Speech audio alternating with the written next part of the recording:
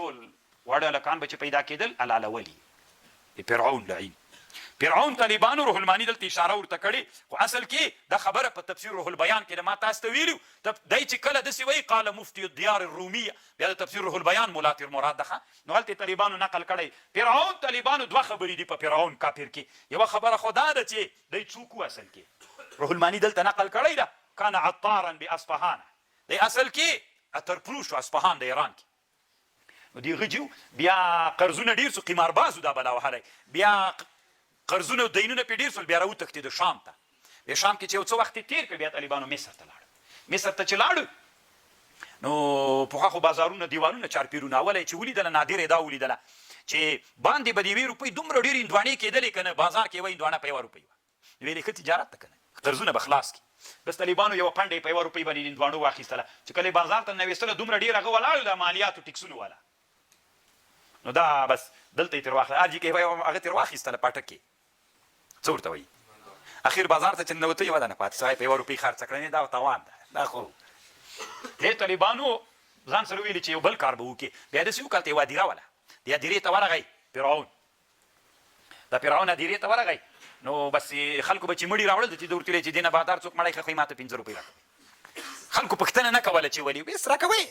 ستې طالبانو دومره ډېرې روپۍ جمع کړې بله ورځ ته یو څوک راغی د حکومت سړی مړي هغوی 5 روپۍ راکوي ولې درکوي خود به راکوي خو لنډې دا فرعون ته چا دا خبر بادشاه ته دا خبر چا ور ورساو بادشاه ته چې خبر ورسېده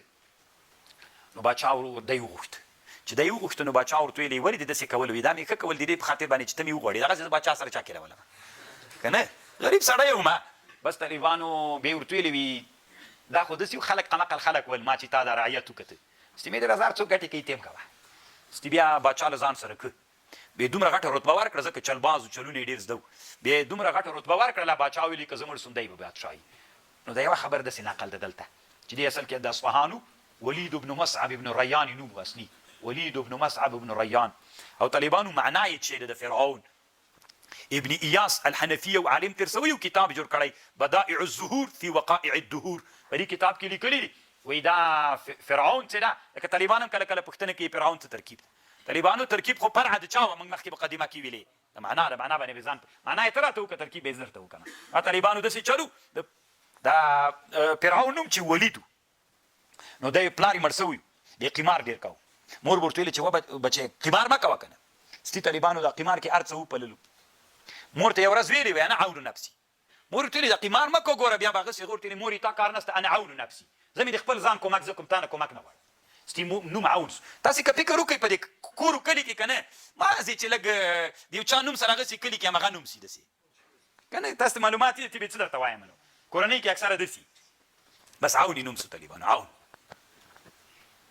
بله ورځ ته هېڅ شي نه ورپاتې ته نه وایي لنګ ورپاتې و لنګ نو ټول په قمار بایللي ول ستې لنګ یې چا سره په قمار واچو هغه یې هغه ترې وبلې هغه چې ترې وبایلې ورته ویلې رایې که دی وتښتېده خلکو ویلې فر العون عون تښتېدله عون تښتېده فر فعل عون فاعل طالبانو دا یوه معنا ده والله اعلم دا هغه ظالم سړی و دا فرعون واذ فرقنا بكم البحر یاد کړئ هغه وخت چې کله مو وچوه په تاسې باندې دریاب فانجیناکم بیا مو نجات څومره ډېر نعمتونه الله په بني اسرائیلو کړي طالبانو ډېر لوی مغرور قوم ده یو اسرائیلی د طالبانو ابوخا یا دروعي نومیږي عربي زده ده بېګا خبیث یو ویډیو خپره کړې و مسلمانانو ته یې د روزي مبارکي ورکوله رشخان نه یې ورکوله ډېر ښه عربي مو وایي ابوخا نومیږي واذ فرقنا بكم البحر یاده که هغه وخت فرقنا بكم البحر چې کله مونږ وچوه په تاسې چې کله دریاب ته ور روان سولې دریاب شق سو درته تاسو ته مو نجات درکړه پکې راتېر سوئ واغرقنا آل فرعون وانتم تنظرون دې ته طالبانو بحر قلزم ویلې ښه بحر قلزم زه خپله طالبانو دې ته 2 وارې تللی یم چې کوم چې کې فرعون غرق سوی ده هغه مصر نه چې راوړي دلته پخوانی مدین د طالبانو دا بیخي د په ژوند کې یوه ډېره نادره ځای ده الله مو طالبانو له ما سره یو ځای وروله دا داسې ځای د طالبانو دلته کوهي تور هم له دې نه زه خپله طالبانو وادي ته ته تللی یم اوس وروسته قصه درته کوم